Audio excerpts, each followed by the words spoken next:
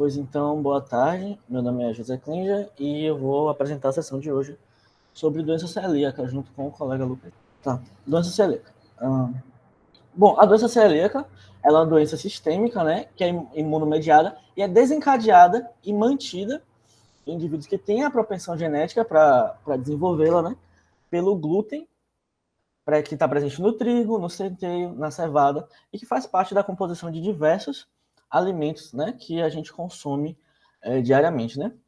Ele vai levar a uma lesão característica, porém que não é muito específica, né, da mucosa do intestino delgado, que vai resultar, consequentemente, numa má absorção de nutrientes pelo segmento que foi lesado e que vai melhorar com uma posterior retirada do glúten dessa dieta, né?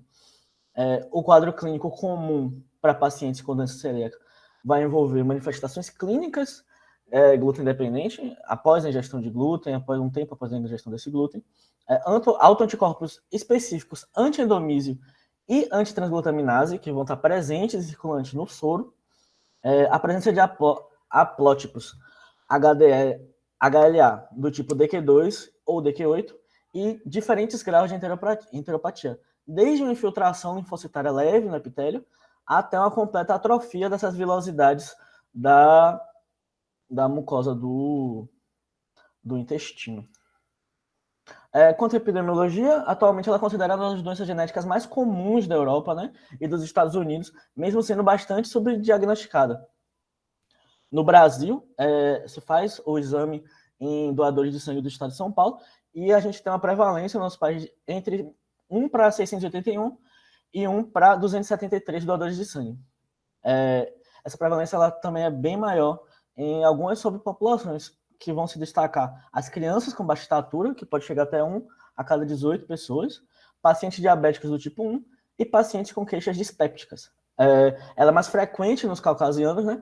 Mas devido à ocidentalização que está sofrendo a cultura oriental, a Índia e a China estão apresentando cada vez mais casos de celíacos que antes não entravam em contato com o glúten porque justamente na sua cultura não tinha essa prática, esse costume de se ingerir o trigo, o centeio, a cevada. A doença celíaca ela é o resultante, né, de combinações de fatores tanto genéticos quanto ambientais e imunológicos, né? A predisposição genética é um fator muito bem estabelecido, né? Tanto que a concordância de até 75% da doença entre gêmeos monozigóticos, né?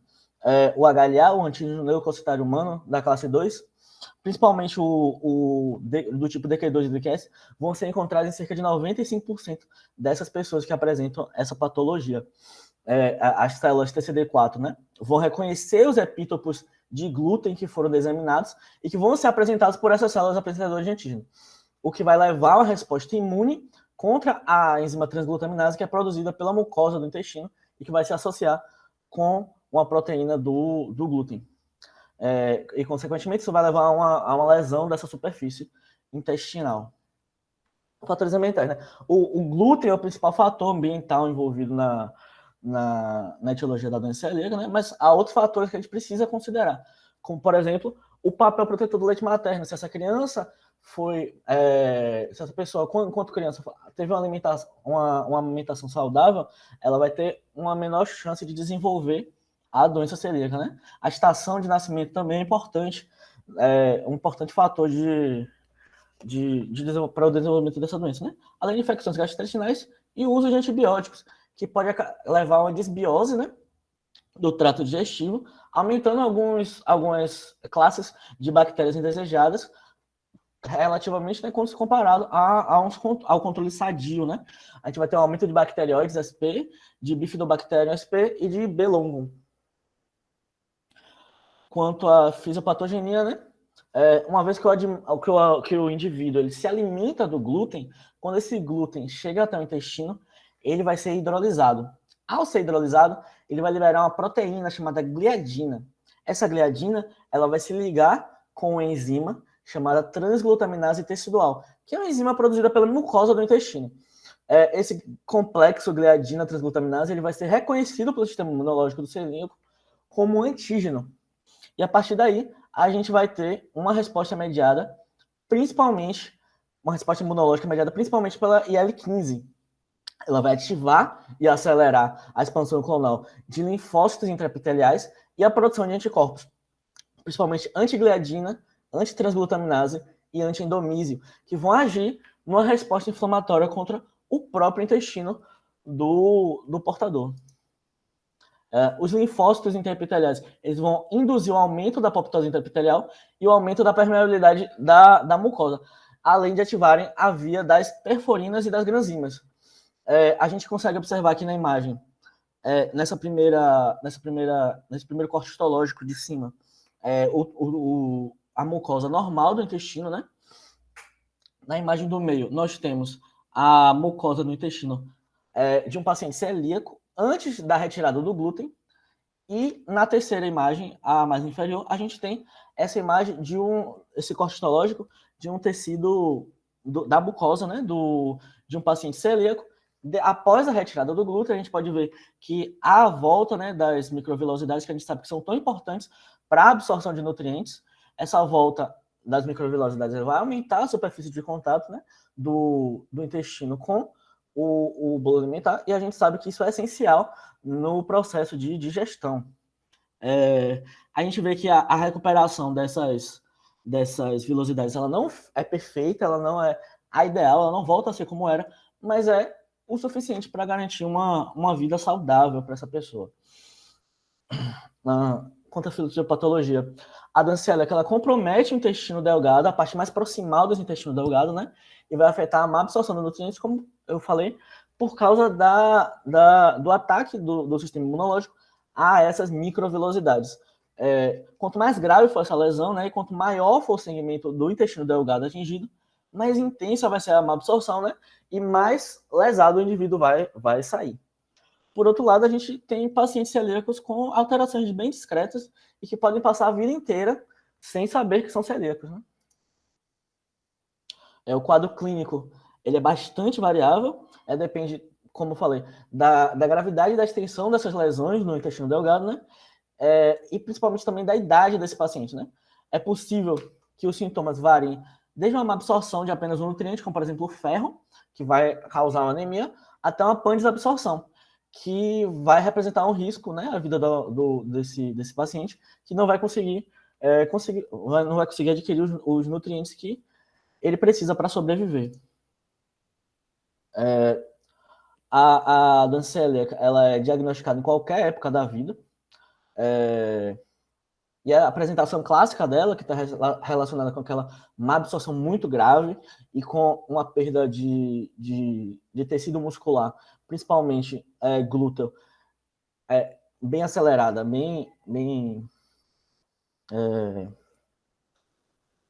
uma perda bem grande, né? Ela está cada vez mais rara, né? E é importante também no diagnóstico do quadro clínico que você se atente, né, para pacientes com dispepsia ou síndrome do intestino irritado, que pode ter por fundo uma doença celíaca, né? Eu ressaltei que ela pode ser diagnosticada em qualquer época da vida, mas é importante lembrar que hoje em dia, anteriormente, quer dizer, era considerada muito rara nos idosos, mas hoje com o aumento da longevidade, né, que a gente tá conseguindo no nosso país, ela está chegando a 27% dos casos. Hoje, 27% dos casos de doença celíaca são diagnosticados em idosos. Ok. Modo de apresentação. Os modos de apresentação, elas variam, né, com a idade do paciente, mas dificilmente elas vão apresentar uma lesão grave, uma lesão severa, com algum tipo de perfuração, algo desse nível, no início do quadro, né? Normalmente vão ser quadros mais leves, os quadros iniciais. E os sintomas que o paciente vai apresentar, eles vão variar de país para país, principalmente por conta da dieta e das características culturais de onde a pessoa está, do que se alimenta, enfim. A forma clássica, né? Ela vai decorrer da má absorção de nutrientes, né? E vai apresentar tanto em crianças quanto em adultos um quadro de diarreia crônica e de desnutrição. Outros sintomas aqui, a gente dividiu, né, por faixa etária. Na criança, a gente tem uma distensão abdominal intensa, né, uma redução da massa glútea e um hálito característico, um hálito uma litose bem marcante nessas crianças. Né? Em crianças menores de 2 anos, vão apresentar pouco apetite, dor abdominal, vômito, diarreia, constipação, irritabilidade, também a distensão abdominal, assim como crianças maiores, né? O emagrecimento, esse hálito bastante marcado, o déficit no crescimento justamente pela má absorção de nutrientes, um déficit no desenvolvimento, inclusive intelectual, desnutrição. Para crianças maiores, a gente tem uma diminuição nesse apetite, um apetite mais pobre, né? Um mal-estar digestivo, cansaço, mudanças bruscas de humor, além de constipação, um déficit no crescimento, um atraso da menarca, anemia, efeitos no esmalte.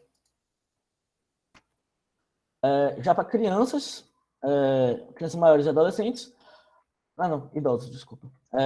Em idosos, a gente vai ter esses sintomas gastrointestinais altos, emagrecimento, né, fadiga crônica, mudança de humor, depressão, constipação, distensão intestinal e problemas gineco-obstétricos. Essas foram as referências. E obrigado. Oficialmente, boa tarde, gente, a todos que estão aqui, professora. Eu sou o Lucas Silva, estudante do 3º ano, e agora eu vou dar continuidade à apresentação, de onde Clígia parou. Então, retomando aqui alguns breves aspectos sobre esse quadro clínico, eu acho importante frisar e trazê-los de uma forma tanto mais sistemática. Primeiro, um olhar mais geral, depois sistematizando um pouco mais. Por quê? Porque as literaturas, as fontes, elas trazem muitos modos de apresentar essa classificação para um doente celíaco, a classificação quanto à sua sintomatologia, então, quanto ao seu quadro clínico.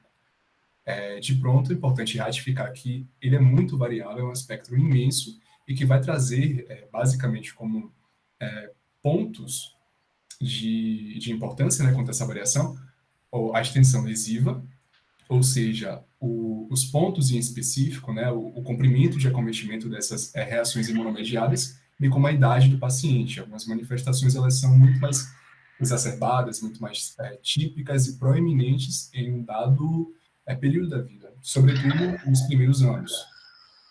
E é isso, é um espectro muito variável. Então, eu trouxe aqui alguns sintomas, primeiro sobre um comentário geral, que estão comumente mais implicados nesse processo. Então, a diarreia, a fraqueza, o cansaço e a fadiga, bem como a distensão abdominal, que, por sinal, muitas vezes se mostra como uma primeira manifestação. É o que o paciente ele chega a um consultório, a um especialista para relatar. A distensão abdominal, inclusive, ao exame físico, traz um achado específico, que seria o hábito celíaco. Mas outros sintomas eles também são implicados. São muitos sintomas. Pode haver emagrecimento, então uma perda ponderal notória, e isso vai refletir o grau de comprometimento na absorção, como a cliente já falou ao início. Isso aqui pode cursar desde uma situação de falta de absorção para um único tipo de componente, por exemplo, ferro e leve anemia, ou pode se fazer como uma síndrome pós-absortiva, culminando, inclusive, em distúrbios psicoafetivos. Já não é uma manifestação tão usual, mas também é bem implicada, por quê? Por conta da alteração de rotas metabólicas, por exemplo, da adrenalina, norepinefrina, os precursores, então, para a montagem e a formação da serotonina. Então, por conta disso, depressão e distúrbios de ansiedade podem ser, sim, implicados e enquadrados aqui nesse rol de sintomatologia. A dor abdominal ela não é tão frequente, embora estejamos falando de um acometimento essencialmente do trato gastrointestinal, claro, mas não se mostra muito típico, assim como a dispepsia e a constipação. Eu coloquei em uma coloração alterada, porque também não fazem parte de um rol de apresentação típica, mas estão sim implicados sob outras formas de classificação. E aqui eu já passo adiante. Foi uma das mais didáticas classificações, ou estratificações que eu achei para enquadrar esses sintomas. Então, muito do que eu falei agora há pouco, enquanto forma clássica, o paciente ele vai cursar com diarreia, vai cursar com esteatorreia, perda ponderal e a distensão. Coloquei aqui por último, uma pequena ênfase nas deficiências nutricionais, porque nesse quadro clássico é quando essa situação ela se inicia. Então, não é algo é essencialmente complicado, o indivíduo está anêmico ou cursando com outros muitos distúrbios. Já vai ser mais típico de uma forma atípica ou não clássica, em que pode ser ainda dividida em uma atipia digestiva ou extradigestiva. Por quê? Enquanto falando de comprometimento desabsortivo, isso aqui pode se externar para outros tantos segmentos. Então, o indivíduo vai apresentar, notoriamente, manifestações fora do trato gastrointestinal. Então, a nível de sintoma típico lá, segmento abdominal, trato gastrointestinal, ele vai cursar com constipação, então, bem distante, no outro espectro aí da apresentação, que eu falei na forma clássica, que o indivíduo ele cursa com diarreia ou com dispepsia. Ele tem sintomas inespecíficos, tem um desconforto, sobretudo na região epigástrica, sem outras maiores causas subjacentes. Então, fala muito a favor de uma manifestação não clássica. Assim como as atipias extradigestivas. Então, o indivíduo ele já vai apresentar um grau considerável de anemia, a tetania, que representa situações de contrações ou espasmos musculares sucessivos para a infância, no caso, o indivíduo que apresenta continuamente uma baixa estatura, para as mulheres, a menorreia, que é secundária a isso aqui, bem como cefaleias. Só que existem ainda outras tantas classificações. Alguns autores trazem segmento por segmento do corpo, quanto aos sistemas orgânicos, em que se notam apresentações da doença celíaca. De fato, são muitos acometimentos, mas esses aqui são os mais gerais para uma apresentação, uma conversa aqui mais sintética. Normalmente isso aqui é implicado. Existe ainda a forma latente e uma forma assintomática. Esse latente talvez fique mais claro na próxima apresentação, no próximo slide, que eu vou passar, mas significa, a grosso modo, de uma forma mais simplória de se dizer, um estado de potencialidade. O indivíduo ele tem uma predisposição, ele só não está ainda apresentando, mas a qualquer momento isso pode culminar. Em um primeiro momento, ele está ali fazendo a ingestão do glúten, mas ainda não se nota, a nível histopatológico, alterações notórias das velocidades intestinais. Mas assim que ele começar a ser exposto continuamente, esse processo for deflagrado, ele vai passar a apresentar.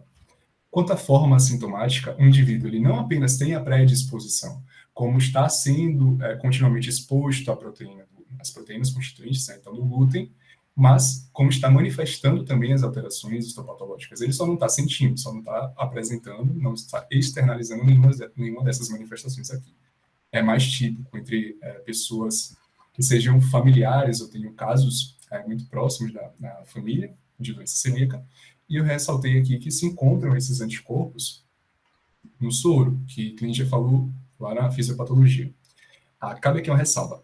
Falar em forma clássica ou forma atípica não significa dizer forma mais comum ou forma rara menos comum. São apenas formas clássicas ou não clássicas. Até porque, a nível de apresentação, isso aqui se mostra bem ao contrário do que parece. Então, por haver esse grande espectro, uma boa parte dos pacientes vai cursar com essas formas aqui, atípicas ou mesmo não clássicas. Então, por conta disso, é uma doença de alta suspeitabilidade. Deve-se pesquisar e vai fazer parte de um rol de diagnósticos diferenciais na hora da pesquisa, porque, de fato, são muitas manifestações possíveis. Essa aqui é um outro quadro, uma outra classificação também possível, eu retirei do Gastroenterologia Essencial. Também achei interessante porque já traz aqui demarcado, de modo mais sistemático, um pouco do que eu falei, mas esse aqui é meio diferente. Uma forma clássica, o indivíduo ele vai apresentar predisposição, ele tem a genética, ele já tem acometimentos histopatológicos já notórios, a nível de velocidades, ele vai apresentar na circulação sanguínea esses anticorpos circulantes, bem como vai externalizar os sintomas. Forma potencial, ele tem a predisposição, mas não está sendo exposto, não tem esses anticorpos, ainda não tem alterações evidenciáveis. Forma silenciosa ou assintomática, tem a predisposição, tem os acometimentos visíveis notórios, tem os anticorpos evidenciáveis na circulação, só não está apresentando sintomas. E latente antes ou atual, isso aqui pode complicar um pouco à primeira vista, mas veja, o indivíduo ele tem a predisposição. No latente antes, significa o quê?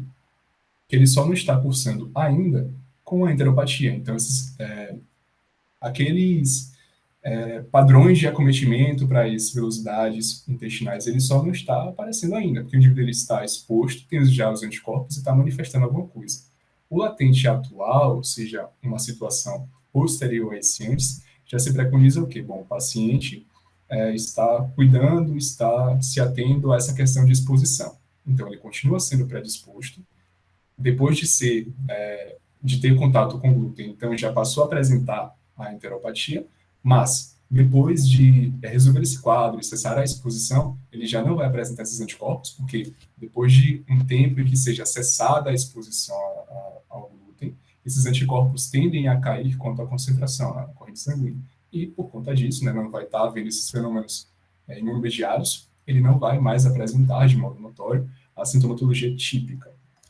Então, é basicamente outra forma de classificar, também mais sistemática e didática.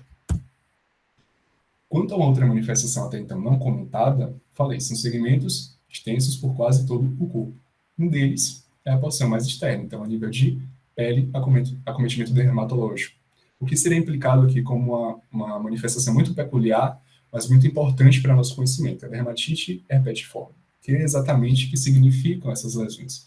Elas são acometimentos, são processos papulobesiculares e que são pruriginosos, usualmente incomodam, e tendem a se desenvolver em menos de 10% desses pacientes celíacos, ou seja, é uma parcela pouca dos indivíduos que cursam com isso aqui.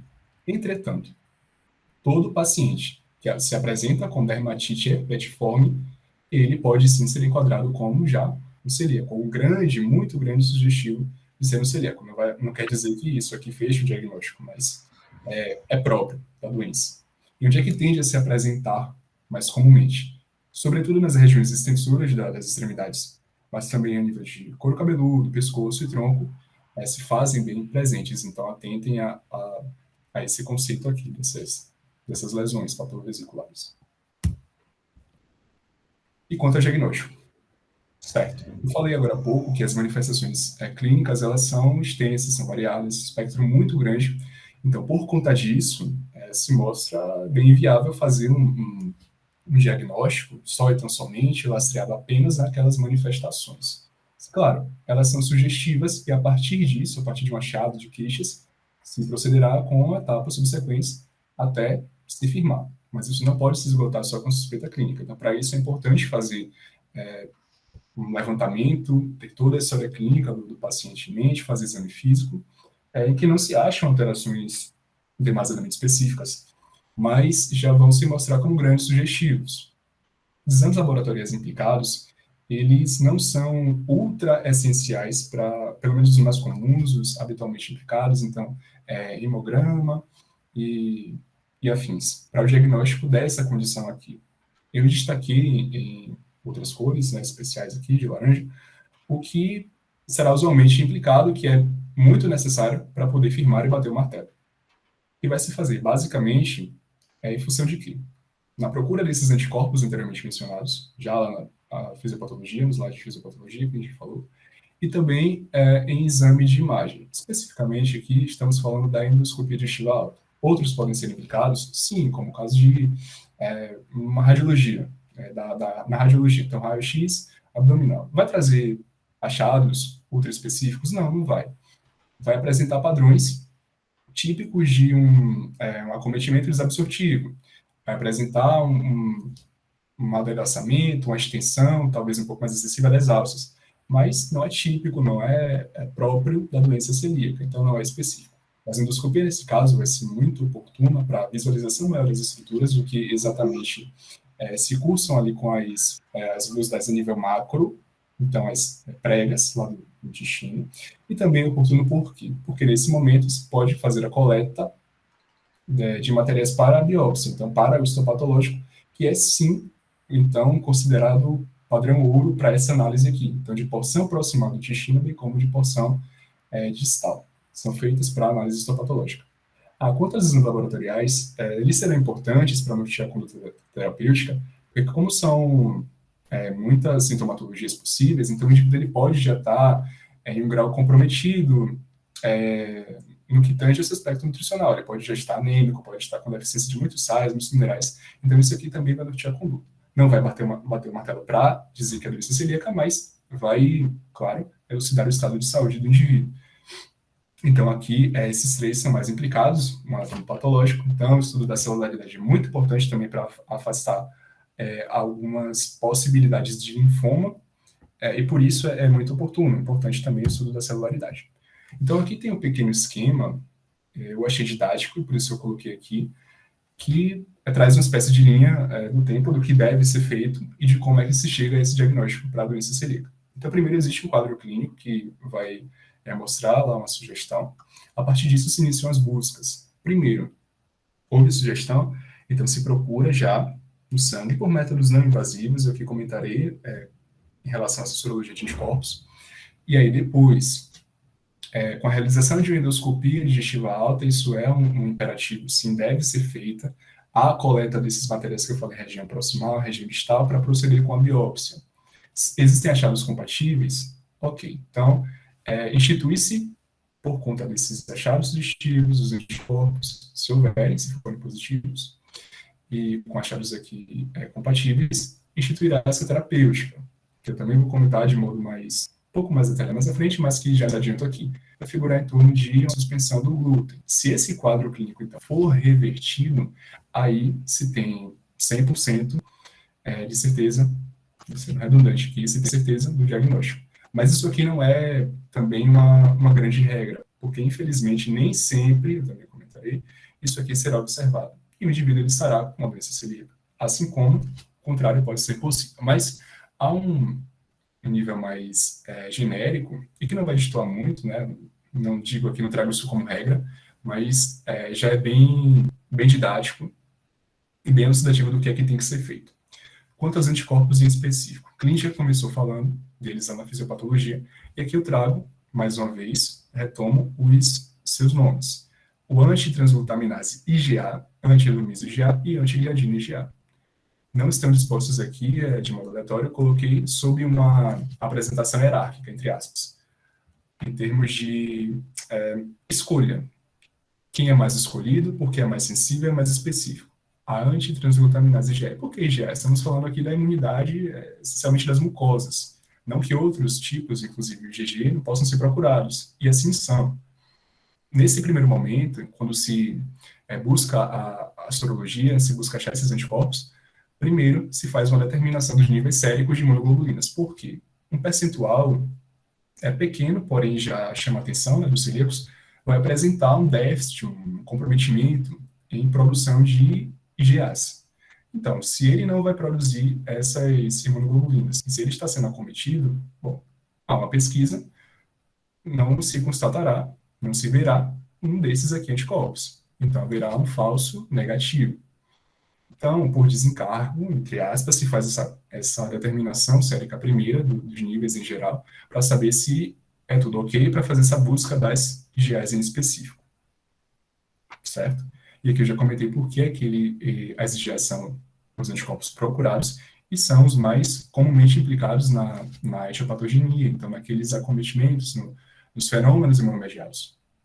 Antitransglutaminase, anti-endomise e antigliadina, que é numa ordem hierárquica de procura.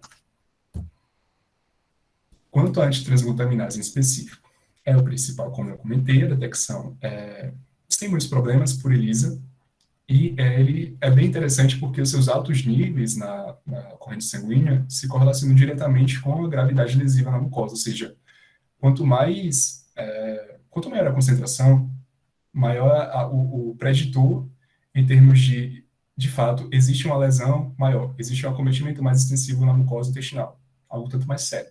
E eles são os que possuem, esses anticorpos aqui, a mais alta sensibilidade e especificidade, beirando em torno de 100, 98% aproximadamente. O antitransglutaminase IgA. Portanto, se constitui, né, se faz a primeira escolha.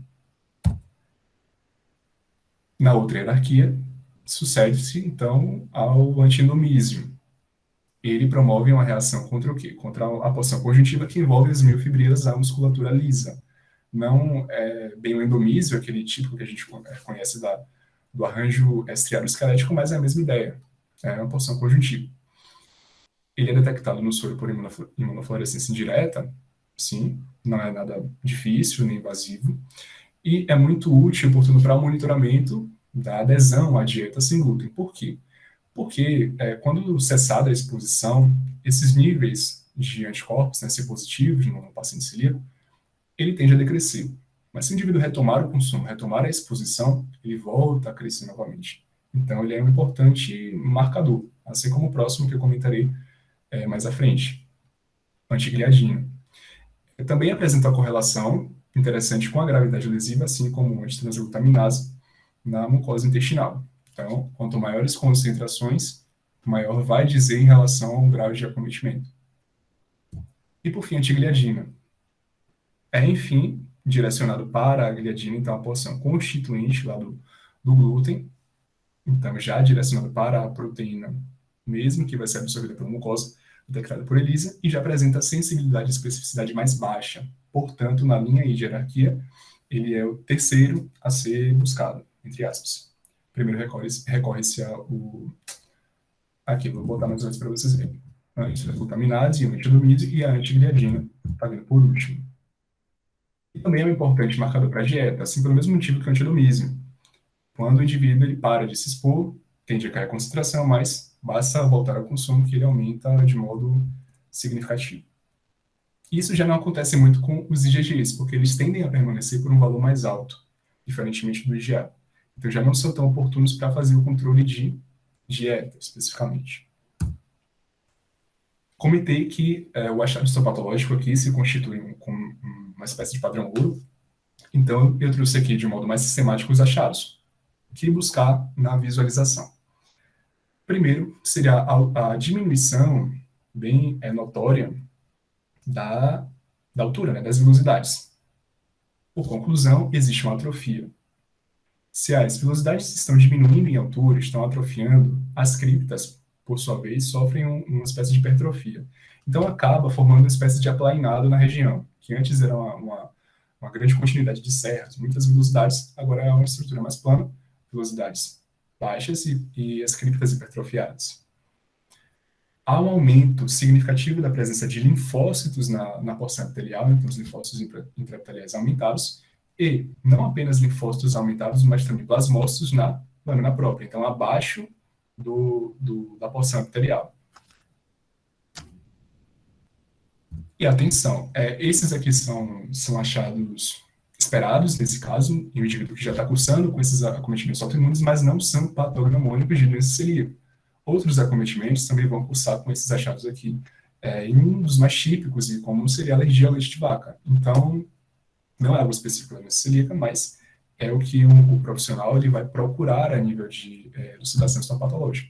Então, aqui tem mais um exemplo do que seria essa porção vilosa acometida, e depois de um tempo cessado a exposição pelo glúten, um período que já partirá de 8 até 20 semanas, mais ou menos, esse arranjo vai começar a ser refeito. Então, vai se constituir aí uma gradativa normalidade.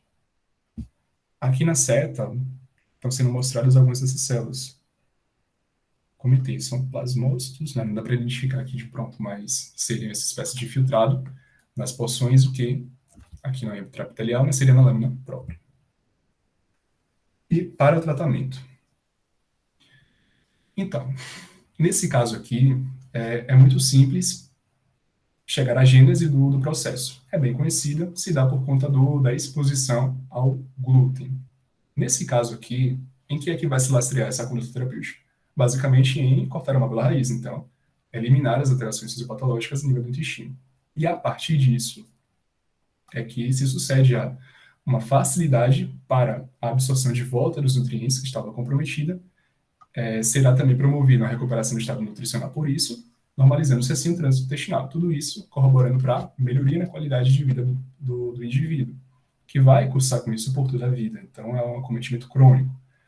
A conduta terapêutica basicamente vai se lastrear nisso, na retirada do glúten da dieta. De um modo geral, é basicamente só isso, mas não é só isso, na prática. Então, não estão implicados aqui medicamentos, fármacos em específico para a condição de doença celíaca.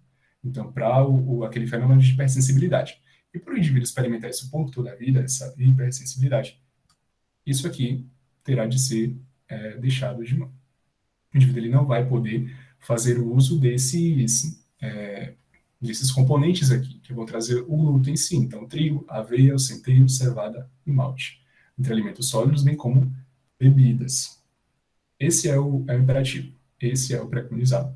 E aqui eu trouxe um pequeno lembrete para ratificar que o glúten, isso não vai trazer maiores implicações negativas, porque não é uma proteína indispensável. Conclusão, não é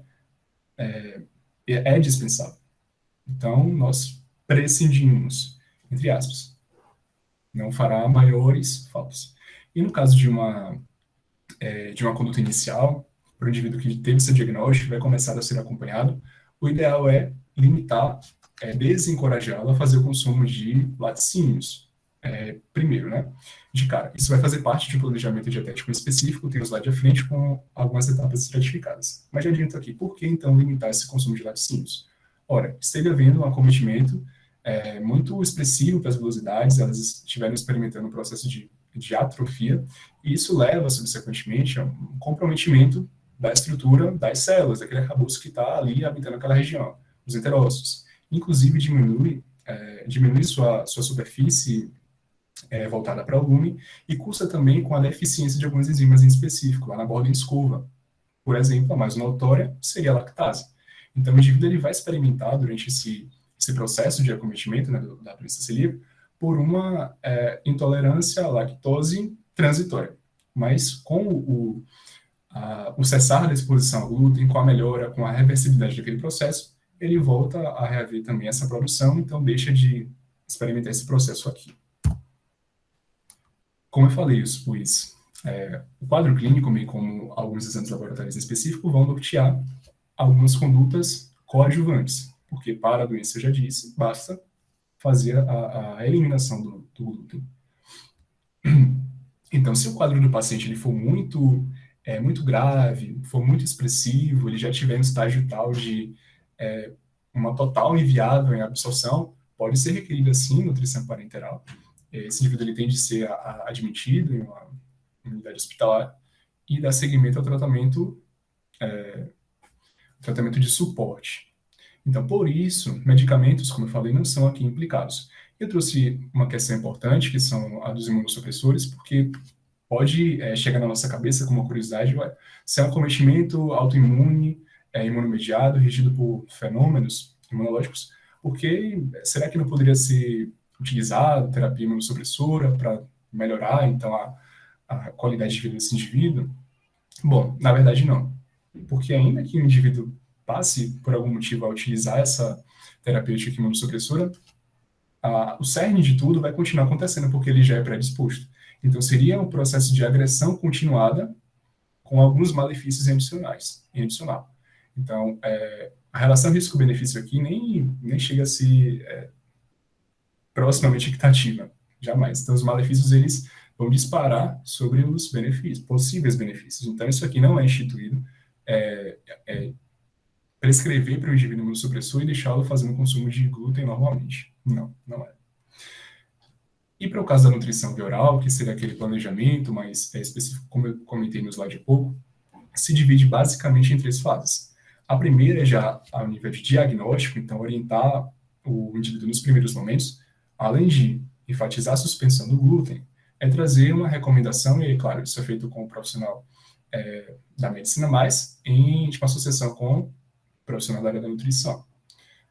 Então, qual seria a dieta aqui preconizada para esse primeiro momento? Excluir glúten, fazer um consumo preferencial de gorduras vegetais, de farinha de mandioca, creme de arroz ou amido de milho, fazer a substituição de algumas farinhas em específico.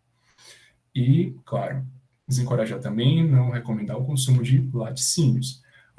O progresso para a fase 2, ele aqui é muito individual, vai depender de indivíduo de cada quadro para cada quadro, isso é muito individual, e isso já vai ser visto com base na melhora clínica. Então, quando ele estiver apto a fazer esse upgrade, essa passagem, essa subida para outro nível, já vai haver uma melhora clínica significativa, já vai haver um certo grau de reversibilidade. Então, ele já vai estar apto a fazer um consumo dietético voltado para a sua idade, para a sua faixa etária. No caso, se ele é idoso, vai passar a se alimentar de fato com a dieta que aquela faixa etária ela requer, se é um jovem, adulto, ou se é criança, que acaba sendo um pouco mais difícil fazer esse manejo. E a fase 3 seria um retorno, basicamente, um retorno gradual, claro, a uma quase normalidade, mas é sim o glúten. Então, isso aqui fica definitivo. Como eu comentei, acaba sendo mais difícil nas crianças, por conta de processos alimentares, né, dietéticos específicos. Mas aqui, o que vai pairar em termos de recomendação é basicamente só a ausência de glúten mesmo, substituição das farinhas, bem como bebidas. A reposição, como eu comentei, pode ser requerida sim, no caso do ferro, do cálcio, ácido fólico, bem como as vitaminas lipossolúveis. Então, é um acometimento do intestino delgado, onde nós absorvemos a maioria dos nossos compostos essenciais, né? Então, componentes orgânicos, componentes inorgânicos também, então, sais, minerais, bem como vitaminas. Para o caso de osteoporose, é recomendada a reposição do cálcio, como aqui descrito, a vitamina D e bifosfonados, mas fazendo a ênfase sempre para o indivíduo, explicando de modo claro e objetivo do porquê ele precisa manter-se longe do glúten por toda a sua vida. Quanto ao prognóstico. Bom, por mais que isso seja preconizado, não significa dizer que todos os indivíduos vão deixar de apresentar aquela sintomatologia. É o que vai acontecer com a maioria? Sim. Mas um percentual muito, muito pequeno, porém importante de maiores análises, é o seguinte: cerca de 5 a 8% dos pacientes celíacos, eles se mostram refratários a isso aqui, a esse processo, essa conduta mais básica que é suspender o glúten. Alguns, eles vão apresentar uma pequena melhora, como se tudo estivesse caminhando à normalidade, mas aí, de repente, há uma recidiva, e aí eles voltam com a sintomatologia. De um modo geral, o prognóstico ele é bom, ele é excelente, desde que o indivíduo ele faça a dieta. Mas esse percentual ele é implicado e varia conforme algumas fontes, de 5 a 8 ou até menos que isso. E aí se estratifica essas complicações em basicamente três possibilidades ou três doenças. A doença refratária 1, e isso aqui é descrito, ou estratificado, classificado, conforme o fenótipo dos linfócitos envolvidos naquele infiltrado, nas reações monomediadas. Aqui são os policlonais envolvidos, mas isso aqui não é típico para maiores detalhamentos. O que basta dizer e ter conhecimento sobre isso aqui vai cursar com uma pequena melhora, mas que logo o indivíduo volta a apresentar os sintomas. Para esse quadro, sim, é instituída a terapia imunossupressora, então glicocorticoides, eles são prescritos para o paciente e, normalmente, eles têm que fazer esse manejo durante um longo período de tempo e apresentam uma melhora.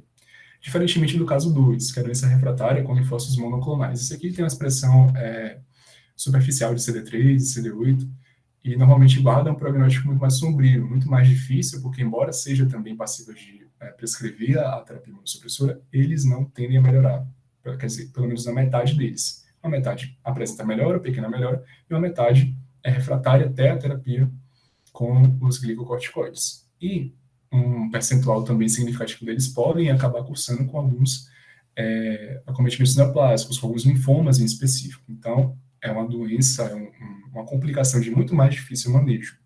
E uma outra aqui citada é o esprocolágeno. Então, o que é isso, basicamente? Em linhas gerais, é uma deposição excessiva de colágeno interposta ali na membrana basal, ou seja, na porção abaixo do epitélio, inviabilizando basicamente a passagem, a absorção de nutrientes do compartimento luminal para a porção orgânica em si do tecido.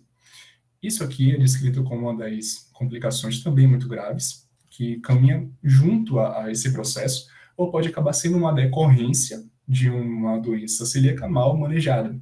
Então, um indivíduo que não proveu seu tratamento dietético de modo usual, como preconizado, pode acabar desenvolvendo isso aqui, em concomitância, e o prognóstico aqui ele é bem individual, ele é muito reservado, porque também vai variar conforme os casos. E por haver essa inviabilidade excessiva em termos de absorção, a nutrição aqui parenteral ela será basicamente o imperativo, porque será muito difícil fazer um manejo de outro modo com esse indivíduo. Eu trouxe aqui ao final poucas questões, umas 3 questõezinhas, só para ratificar alguns conceitos em termos de diagnóstico e o tratamento em si. São perguntas simples, mas eu vou ler e gostaria que vocês interagissem, falassem aí ou digitassem no chat, eu estou aqui vendo. Não são complicadas, mas é só para amarrar os nomes e alguns conceitos em raciocínio que nós comentamos aqui há pouco na apresentação. Vamos lá. A doença celíaca é uma condição inflamatória genética no intestino delgado que é precipitada por ingestão de glúten. Quais são os 2 anticorpos, então, atualmente mais utilizados por apresentarem maior sensibilidade e especificidade? Então, conforme aquela hierarquia para busca, tem um quadro clínico sugestivo, vai se fazer a procura aí desses anticorpos no sangue. Então, alternativa A, antigliadina e anticorpo anti-sintrona. Alternativa B, anticorpo anti-domísio e antitransglutaminase GA. Anticorpo antigliadina e anticorpo antitransglutaminase GA. Anticorpo antiperoxidase e anticorpo antigliadina, ou anticorpo antitransglutaminase GA e anticorpo anti-sintrona. E aí? Quais desses são os mais buscados em termos de sensibilidade e especificidade? A B, né? Antidomísio e antitransglutaminase tecidual GA. Alguém discorda? Felipe concorda comigo, então eu confio em Felipe. Pois é, certinho. Primeiro, antitransglutaminase tecidual GA, primeira escolha, e o antidomísio vai apresentar graus, até concentrações, percentuais, na verdade, próximos de sensibilidade e especificidade, portanto, são as escolhas tomadas para essa busca. Agora aqui, o paciente com suspeita clínica de doença celíaca realiza uma biópsia de jejum. Quais são os achados que devem ser esperados na biópsia caso se confirme o diagnóstico da referida doença? Então, atrofia de vilosidades, hipertrofia de criptas, infiltrados de macrófagos, PAS positivos. Relação vilocripta 1:1, infiltrado de granulócitos, infiltrado de macrófagos, PAS positivos. Atrofia de vilosidades, hipertrofia de criptas com aumento de linfócitos intraepiteliais. Atrofia de vilosidades e criptas com infiltrado de granulócitos ou hipertrofia de vilosidades e criptas com infiltrados submucosos de macrófagos. E essa aí, então, o que esperar? Eu acho que é C também. Felipe concorda. Carol também concorda que é C. Certinho.